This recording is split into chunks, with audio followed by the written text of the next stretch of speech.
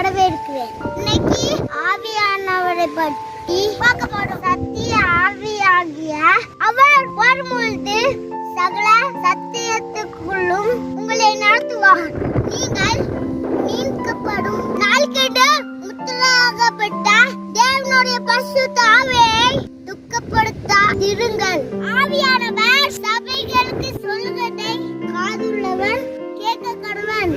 தேவனுடைய ஆவியானவர் என்னை உண்டாக்கினார். சர்வ வல்லவருடைய சுவாசம் எனக்கு உயிர் கொடுத்தது. கர்த்தருடைய ஆவியானவர். கர்த்தருடைய ஆவி எங்கேயோ அங்கே விடுதலை உண்டு. பேச்சினாலும் அல்ல, பழக்கமத்தினாலும் அல்ல, என்னோட ஆவினாலே ஆகும்